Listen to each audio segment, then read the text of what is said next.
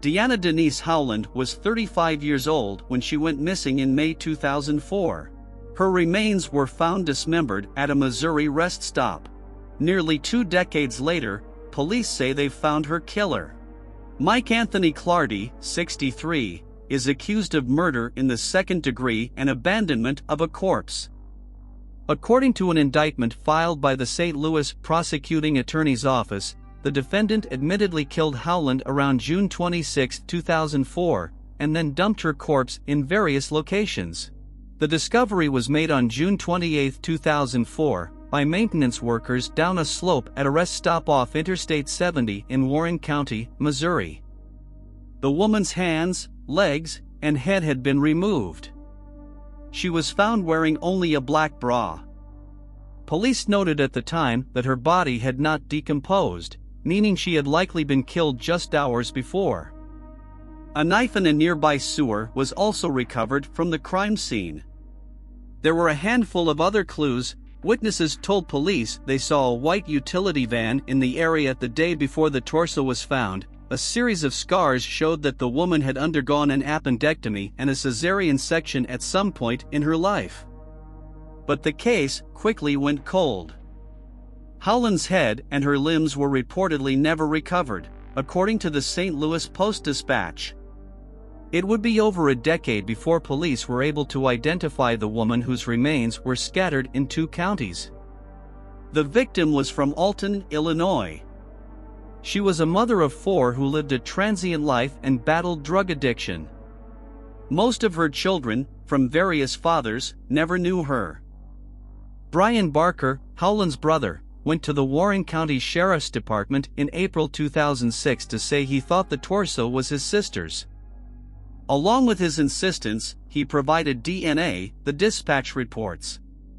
2 months later, lab experts with the Missouri Highway Patrol sent him a letter that said his sample was found to be inconsistent with any of the previously developed DNA profiles.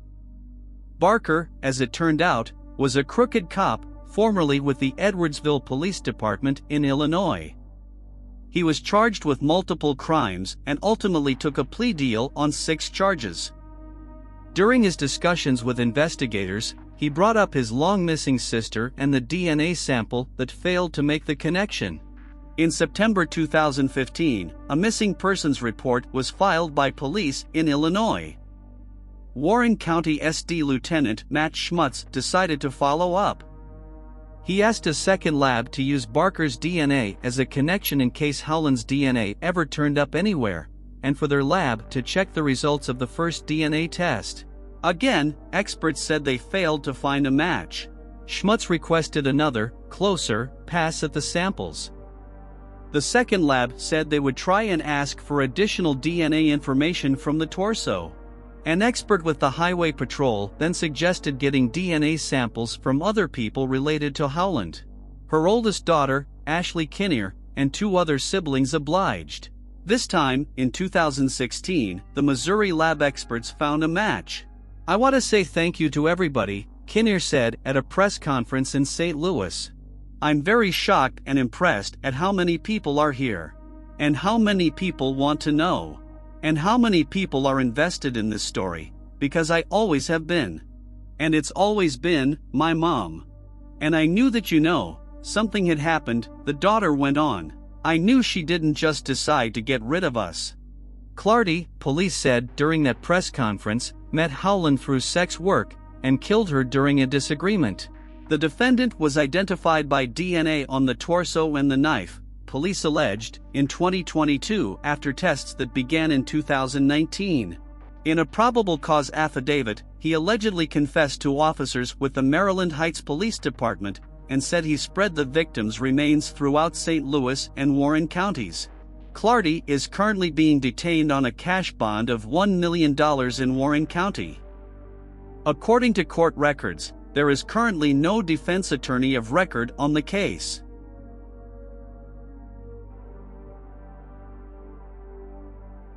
Holly and Campiglia's body was dumped in a Solano County cornfield 42 years ago. The young woman's murder went unsolved for 4 decades, but her family held out hope that, one day, the killer would be found. On Friday, Solano County Sheriff's deputies arrested and booked her suspected killer, 76-year-old Herman Lee Hobbs, into jail on murder charges. 2 field workers in unincorporated Dixon found Campiglia's body in a cornfield along Seavers Road in August of 1980. A coroner determined she was shot multiple times in the head and neck. The victim was initially listed as Jane Doe. It was not until 1992, when the coroner's office was contacted by the National Missing Persons Unit, that we learned that the victim was 21-year-old Holly in Campiglia, Sheriff's Office wrote. The case went cold until 2021, when her family requested that the Sheriff's Office review the case and resubmit evidence for a DNA analysis. The Serological Research Institute used advanced technology and found male DNA on the evidence. When the DNA was submitted into a database with the San Mateo County Crime Lab, it matched Hobbs. Hobbs was already behind bars serving a prison sentence for a 1975 Sacramento murder. He was convicted in 2005 of murdering 29-year-old Brenda Ann Tucker, whose body was found in Yuba County. Like Campiglia, Tucker's skull had a bullet hole. Hobbs was also convicted in 2000 of raping a 15-year-old girl. Late last week, an arrest warrant was issued by a Solano County Superior Court judge to have Hobbs transferred from a state prison to the Solano County Jail to face new charges for the murder of Campiglia. Cold cases are particularly difficult cases to work because, sadly, time goes on, which leads to gaps in memory. For example, the original deputy to investigate this case was Deputy Jose Cisneros, who was killed in the line of duty in 1985. The Solano County Sheriff's Office wrote Monday. We are grateful to the Campiglia family for their patience and assistance, to the labs whose new technology allowed additional testing of older evidence, and to the staff who worked tirelessly to help bring closure to a lifetime of waiting, the Sheriff's Office wrote. The Solano County Sheriff's Office said detectives are working with other agencies in Northern California to identify other possible victims of Hobbs. Anyone with information about the homicide is asked to contact the Solano Sheriff Investigations at 707-784-7050. A 30-year-old Louisiana man is in custody following his arrest on a murder charge in a nearly 13-year-old cold case. The Tangipahoa Parish Sheriff's Office said deputies arrested Monterey Page Sr. on a charge of second-degree murder in the death of Jameen Robinson, 22, who was found July 25, 2010 on the side of a road in Independence. Initially believed to be a hit-and-run victim left for dead, investigators later discovered Robinson died from blunt force trauma to the back of the head. According to Lieutenant Ethan Dunn, sheriff's deputies traveled to Chambers County, Texas, in February, and transported home Monterey Treble Page, Jameen Robinson's former schoolmate and neighbor. Friday, February 10, at 2:41 in the afternoon, TPSO booked Monterey Page, now a 30-year-old Hammond construction worker, into the Tangipahoa Parish Jail. Investigators charged him with second-degree murder, multiple failure to appear counts, and one charge of jumping bail. Monterey was our neighbor, Jameen Robinson's sister, Chastity Jackson said. He regularly moves back and forth from Texas, she said, and I think they charged him with some crimes there, too. In 2008, a 15-year-old Monterey Page made headlines volunteering to set up campsites for the Summer Safety Crime Prevention Retreat inside Fontana Road Park in Independence.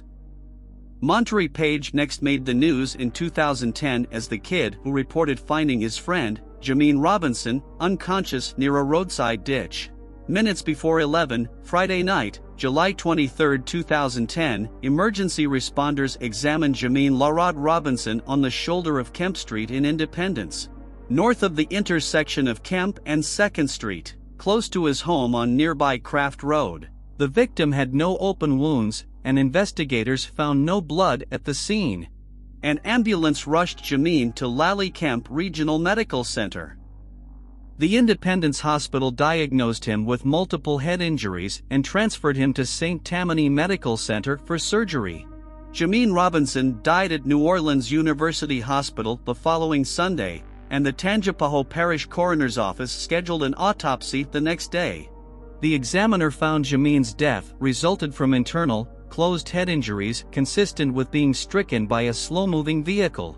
Since 2010, police have investigated the presumed hit-and-run case as a homicide. 5 years ago, Independence Police Chief Frank Edwards told me investigators had no suspects or motives. Still, he felt someone in the community knew what had happened. "I'm still hoping media coverage will cause that someone to do the right thing," he said, "and bring resolution to Robinson family members." It only takes one phone call. In 2017, lacking the resources to pursue the case further, the Independence Police Department sought assistance from the Tangipahoa Parish Sheriff's Office. Crime Stoppers Director Jody Powell told Bayou Justice the following year, "I would love to give this family some peace." Chief Edwards and Tangipahoa Parish Sheriff's Office detectives continue to explore all tips. Still, the number of leads has dwindled significantly. When the leads stopped, the homicide landed with cold case detective Mike Sticker. 5 years ago, Chief Sticker told me he agreed with Jody Powell. "It's time this family saw some justice," he said. "And we won't leave this case until they do."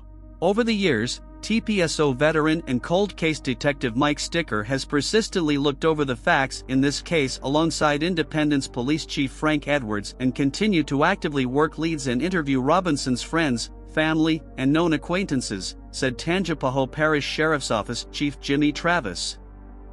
A break in the case came when Sticker identified and located an eyewitness who finally came forward with information. Although Monterey Page is innocent until proven otherwise, justice appears to have arrived last week. Although Page's arrest won't bring Jameen back, we're hoping it brings a sense of peace and closure for his family and friends, Chief Travis said. When police began investigating Jameen Robinson's death in 2010, it was Independence's first homicide in 8 years.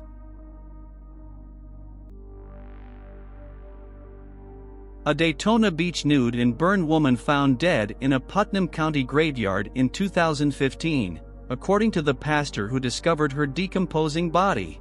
The owner of a mortuary and 2 gravediggers found the decomposing body of 22-year-old Shakira Pinckney of Daytona Beach on Thursday in a wooded area of the rural cemetery. She was at the rear of the cemetery, mortuary owner and pastor Christopher Coleman said. She had probably been there 3 or 4 days. Coleman, who owns the Coleman Mortuary on North Main Street in Hastings, more than 50 miles from Pinckney's home, told Putnam County Sheriff's investigators that he and other workers were digging a grave Thursday morning, September 3rd, in preparation for a burial on Saturday. About 15 minutes into the job, Coleman noticed a foul odor.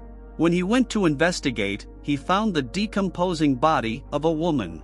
Putnam Sheriff's investigators thought the body might belong to a farm worker, since the cemetery is surrounded by several farms off Federal Point Road in East Palatka. But when the woman was identified through fingerprints Friday, it was learned she was a Daytona Beach resident.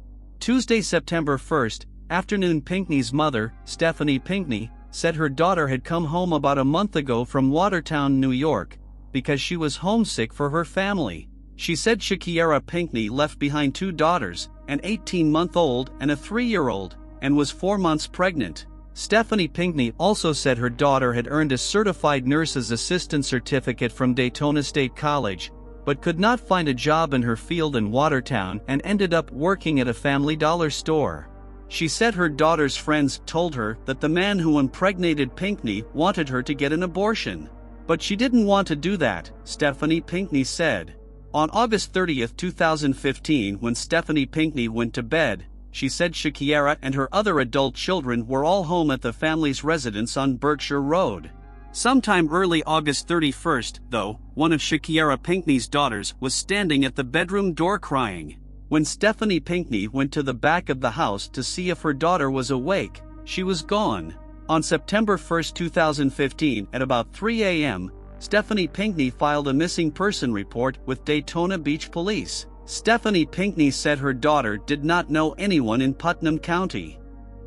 The day she disappeared, Shakira Pinckney was pictured in a skimpy outfit in an ad under the escort section of Backpage.com. She called herself Poison. In her ad, said she had zero tolerance for violence. Police Chief Mike Chitwood said his department is working with Putnam County Sheriff's investigators to find suspects, but there was not much more he could say about the case. Putnam Sheriff's Captain Johnny Greenwood also declined to elaborate because of the ongoing investigation. While an autopsy has been done by the Putnam County Medical Examiner's Office, the cause of Shakira Pinckney's death was not revealed.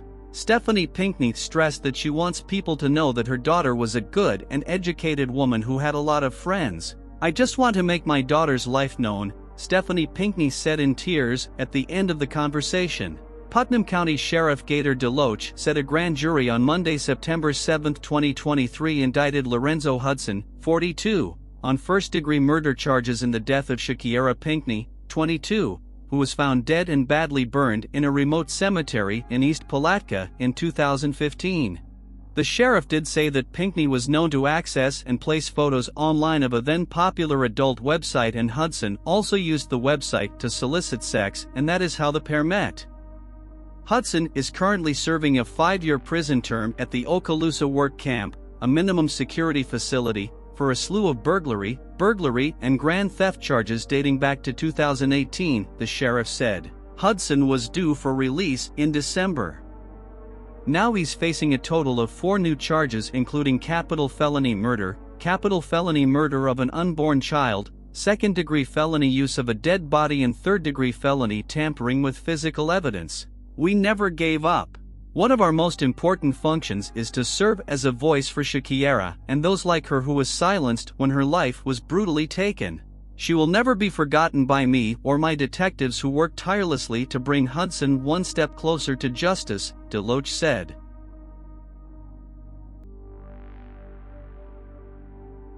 16-year-old Carol Sue Kleber was found brutally murdered in 1976 in a roadside ditch in Walton, Kentucky, 60 miles north of Lexington.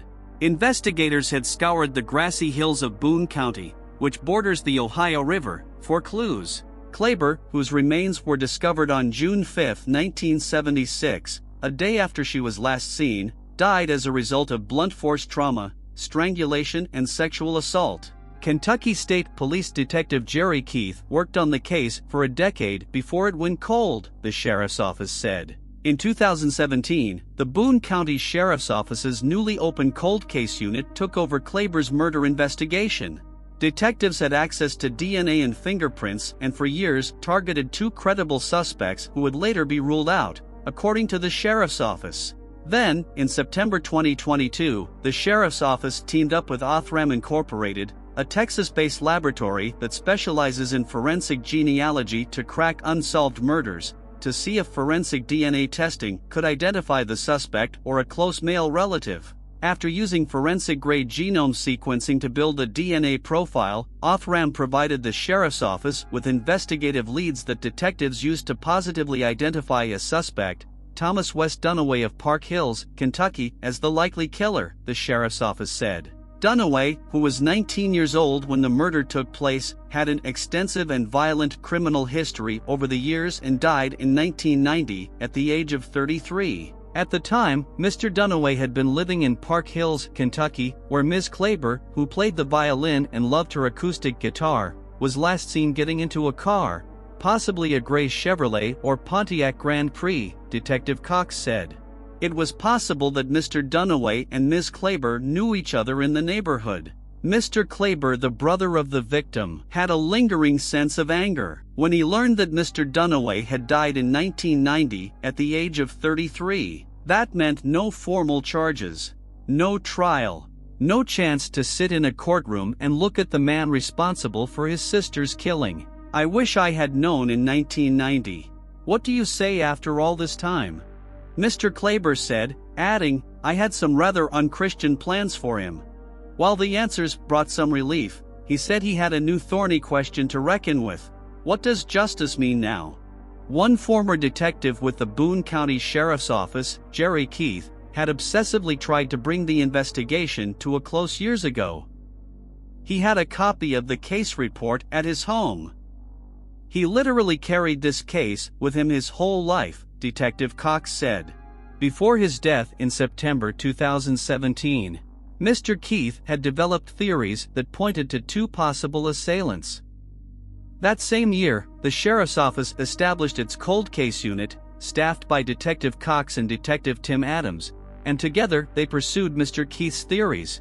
The detectives then learned more about Mr. Dunaway's past. He had killed another person, Ron Townsend, in northern Kentucky in December 1976, just months after Ms. Kleber was killed, and served more than 7 years in prison for that crime.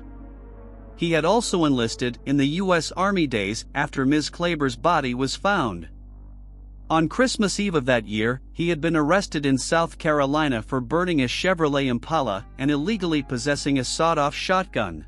I can't believe he only got 7 years for committing the other crime. Rest in peace for all the victims.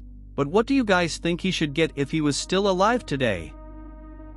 If you like the video, show your support and like, subscribe and make sure you click on the bell icon to stay tuned.